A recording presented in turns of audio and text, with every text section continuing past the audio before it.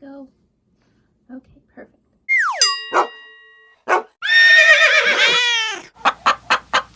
Bettis is a 13-year-old golden retriever black lab mix, and he is deaf. Some of you may have dogs that still have a little bit of hearing.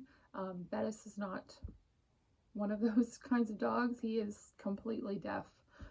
We've tried several different hearing tests on him and he's failed every one, so we're pretty confident he's like 100% deaf.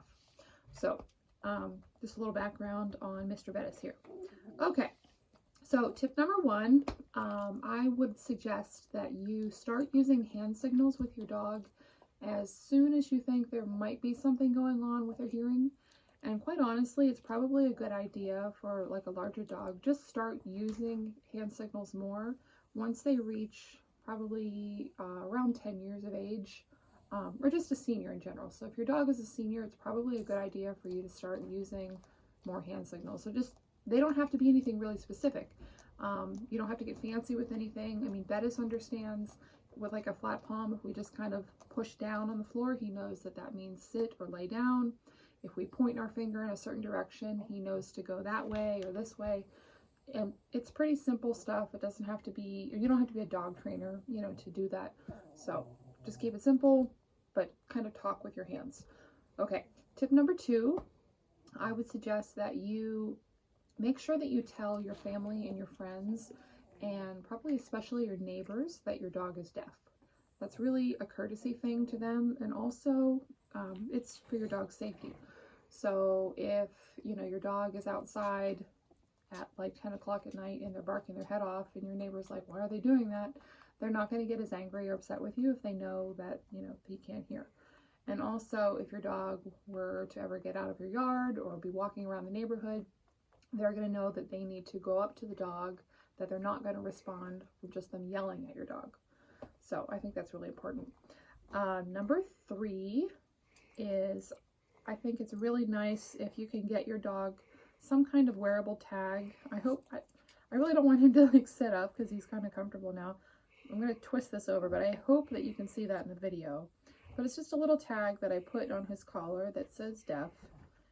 Kind of again, in the off chance that he would get out, someone were to find him, they would realize that, okay, this dog can't hear me. All right, what do we have here? Number four, we keep a pretty bright, it's an LED flashlight kind of sitting by our back door. So whenever Bettis is out in the yard, if we need to get his attention, you can just flash this. You can see he just looked. So it's a really great way to grab his attention quickly if you need to. Okay, see you later, Bettis. Okay, what else do we do? So other ways to get your dog's attention, if they can't hear you, we will like stomp on the floor. Like that, sometimes if I come home from like grocery shopping or something and he's asleep, like lying around on the living room floor, and I need him to get out of my way, I will stomp on the floor and he can feel the vibrations in the floor, and that will wake him up.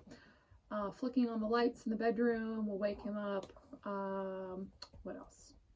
If your dog is not 100% deaf, like Bettis is, you could try using like a dog whistle. Right, Ted? Or like banging pots and pans, things like that. If, you know, they may respond to that higher frequency of a dog whistle. But again, if they're totally gone, like Bettis is, more like vibrations and, you know, the light, that's going to get their attention. And let's see, finally, number five is never allow your dog off a leash. And that should be pretty obvious why, because you're not going to be able to call them back to you. So if you're like an avid dog walker or runner and you're in the woods and you typically let them off the leash, I would stop doing that immediately. That's pretty unsafe. So those are my 5 tips, but I think I'd like to close in saying that if you're, you know, new to just finding out that your dog is deaf, I understand that it's a little difficult at first. Like, I was pretty emotional about it when we first found out that Bettis lost his hearing. Just, it made me sad that I wouldn't be able to, you know, tell him that he's a good boy or I love him and things like that. But he really has adapted so well. And, you know, we just need to remember that when they lose one sense, the other senses do heighten. And he is totally happy. He's fine. He's not suffering in any way. So don't feel like, you know, your dog is missing out on anything. They are wonderful at adapting. So your dog will be fine and you will be fine. Okay. I hope that helps you guys. I'll see you in my next video.